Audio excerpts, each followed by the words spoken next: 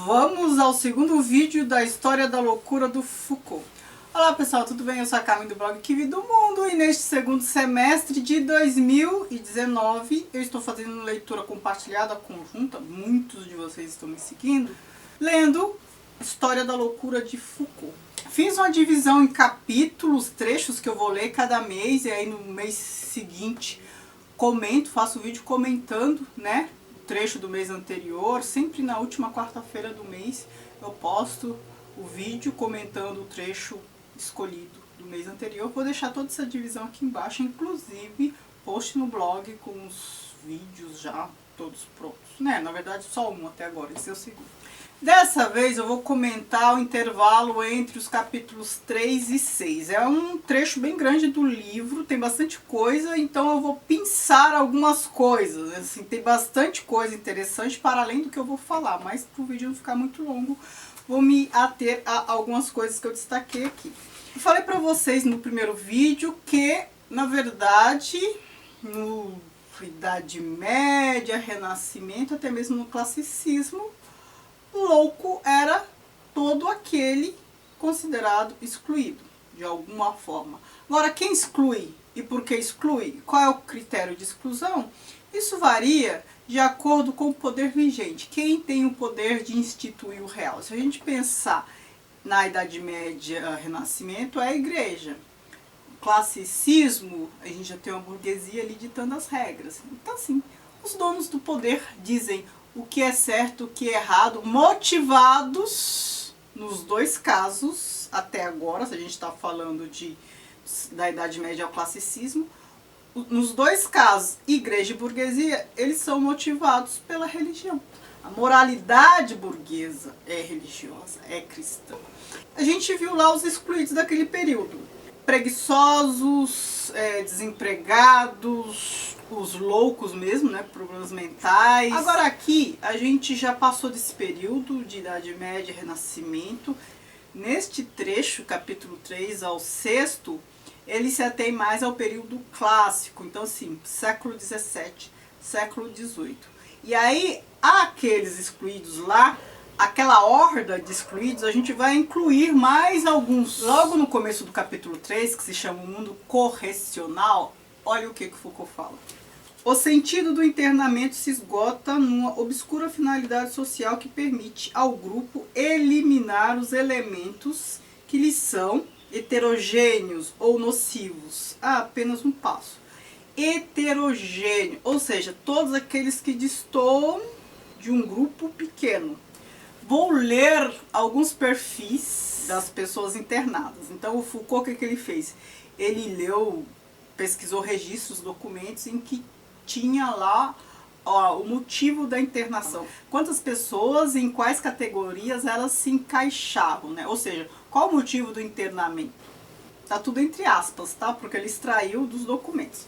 Pessoas ordinárias, mulheres caducas, velhas senis ou enfermas, velhas infantis, inocentes mal formados e disformes. Aí a gente já se arrepia um pouco, né? Já lembra do nazismo de Hitler e tal.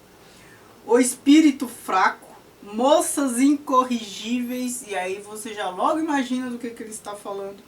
Preguiçosos, intrujões e libertinos, doentes e criminosos, velhos indigentes e crianças, debochado, imbecil, pródigo, enfermo, espírito arruinado, libertino, né? Porque ele se repete por quê? Porque ele pesquisou diferentes registros e foi extraído de cada um.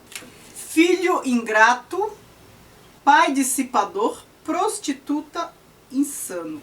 Percebam, todos aqueles que desagradavam por qualquer motivo virava louco. Agora vocês entendem porque o Machado de Assis escreveu aquele conto ou novela, O Alienista, em que ninguém ficava fora do hospício? Depois até o médico se internou porque ele percebeu que ele se encaixava em alguma, ou pelo menos uma, pelo menos uma categoria. Se vocês perceberem aqui, ó, debochado, imbecil, pródigo, não sobra ninguém. Vou ler mais um trechinho.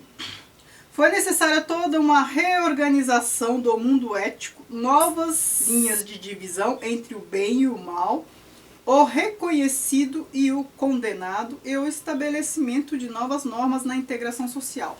Do que ele está falando? Ele está falando da ordem burguesa, daquela ordem que eu sempre falo que me arrepia. Quando falam que é necessário botar ordem nas coisas, eles estão pensando em fazer uma asepsia dessa natureza. Prestem atenção, é sempre isso. Tem sido assim há séculos. Aqui o Foucault já está comprovando isso. As pessoas que não se encaixam nos padrões estabelecidos por um grupo, que é minoria, que se acham no direito, tem o poder de instituir o real. Quando eu falo instituir o real, é o quê? Dizer o que é certo, o que é errado. Um trechinho interessante, uma coisa que merece destaque. Quando ele fala desses com distúrbios sexuais, com comportamento sexual não aprovado, então prostituta, moças incorrigíveis e tudo mais, tem que ficar claro que ele está falando daqueles que, por outras razões, também são considerados excluídos. Porque se um homem deste grupo pequeno faz o mesmo que o excluído fez, ele não vai ser louco, não. Vejam só. Mas ainda, o grande mal, entre aspas, só exige esses ritos de purificação porque se origina nas desordens do coração. Porque pode ser assimilado ao pecado definido pela intenção deliberada de pecar. O regulamento do Hospital Geral não deixa subsistir equívoco algum. As medidas prescritas só valem, entre aspas, ele extraiu lá do documento, bem entendido, para aqueles ou aquelas que contraíram este mal por sua própria desordem ou devassidão, e não aqueles que o contraíram pelo casamento, ou de outro modo, tal como a mulher através do marido ou a ama através da criança. Vocês percebem que aqui a gente tem uma preservação da família no sentido eleito pelos burgueses? Então, não é o comportamento em si, são aquelas pessoas eleitas para serem excluídas com aquele comportamento. Então, o comportamento serve para justificar, dar uma desculpa para excluir aquelas pessoas, porque outras pessoas de bem, com o mesmo comportamento, não serão excluídas. O mal não está no comportamento. O mal eleito pelos burgueses está no fato de as pessoas serem o que são, como são, e não por terem se comportado dessa ou daquela maneira. A gente vai vendo que outros grupos vão se encaixando nessa horda de excluídos, homossexuais, libertinos, suicidas. Se vocês pararem para pensar, vocês vão ver que todos esses são condenados pela moral cristã. Então a gente tem uma razão cristã, porque se a gente está falando de loucura, se a desculpa é loucura, quem pode dizer que o outro é louco? Quem tem razão. Quem goza plenamente da sua faculdade do juízo. Então essa razão religiosa condena esses comportamentos. Nem preciso dizer que toda essa categorização não tem nada a ver com pesquisa científica, com enquadramento de doença mental, com estudos, não. Isso aqui neste momento não. Só no século XIX, mais ou menos, que o louco vai ser considerado um doente mental, uma pessoa que precisa de tratamento e tudo mais. Aqui a correção é moral, neste período ainda. Vou ler outro trechinho. O internamento e todo o regime policial que o envolve servem para controlar uma certa ordem na estrutura familiar, que vale ao mesmo tempo como regra social e norma da razão. A família, com suas exigências, torna-se um dos critérios essenciais da razão. E é ela, sobretudo, que pede e obtém o internamento. Resumiu tudo isso que eu falei, né? Olha só que trecho interessante. A família pedindo internamento. Vocês percebem? A moral burguesa, a família tradicional cristã, elegendo quem tem que ser excluído. Outro grupo que eu esqueci de citar agora há pouco, os adivinhos, feiticeiros e tal. Herança lá da época medieval, né, que queimava o feiticeiro e tudo mais. É claro, eles nunca vão ser bem vistos. Até hoje em dia eles não são bem vistos. Práticas medievais de tortura foram substituídas por julgamentos morais da família, depois uma ação policial. Um poder de polícia ali atuando com força para a reclusão. Quem tem o poder de instituir o real decide quem é louco e excluído. Então, na época da igreja, com poderio, período medieval, havia tortura e tudo mais. Aqui, a burguesia lança mão de outros artifícios, o que não quer dizer que seja menos cruel, é apenas diferente. Olha o libertino já se dando mal. A libertinagem não era exclusivamente um racionalismo nascente, era igualmente uma inquietação diante da presença do desatino no interior da própria razão. E aí a gente tem figuras como o Marquês de Sade, né? A gente lembra que o Marquês de Sade ficou preso um bom tempo. No século XVIII tem um elemento que é bem importante para a gente considerar. É um período de romantismo, aquele movimento estético riquíssimo. Então a paixão como um desatino, que também é considerado loucura. A gente vê em vários romances do século XIX um desfecho assim.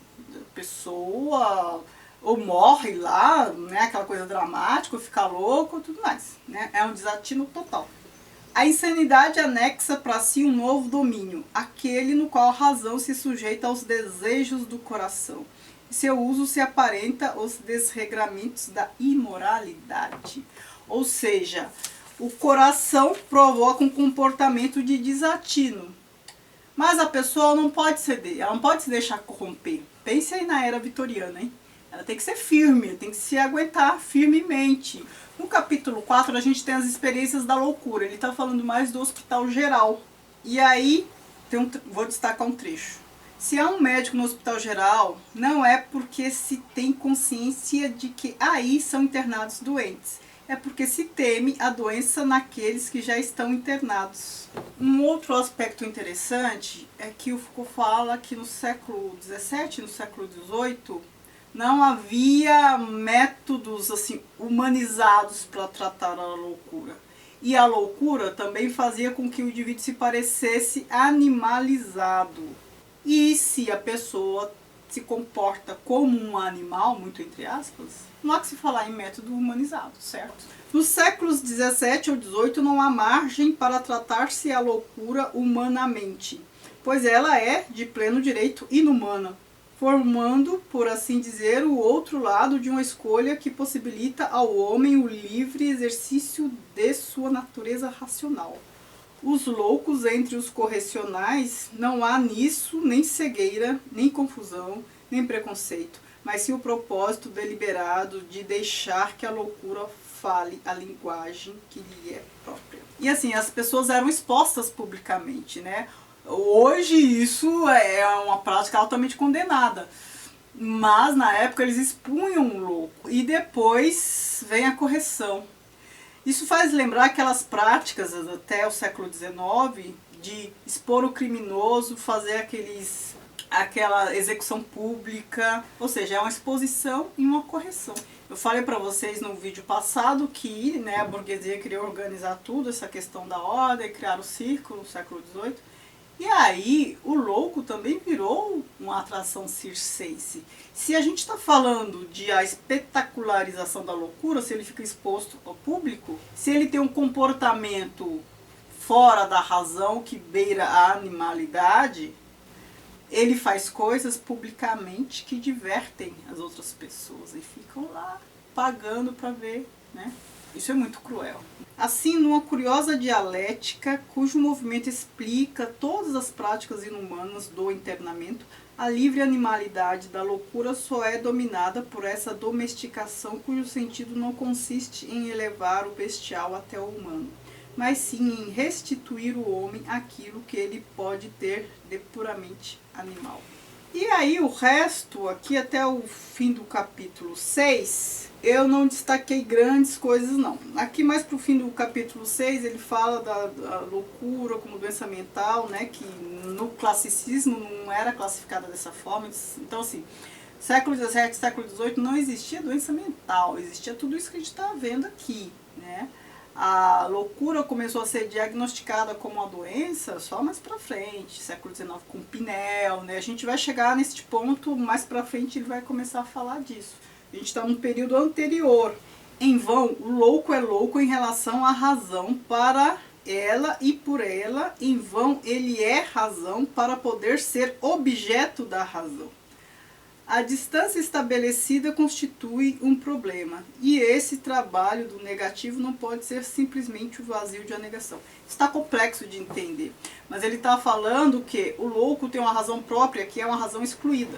E ele é um objeto de um sujeito racional que atende à racionalidade eleita, e que esta racionalidade eleita elege um sujeito e elege um objeto, uma razão excluída. É mais ou menos isso, simplificando muito.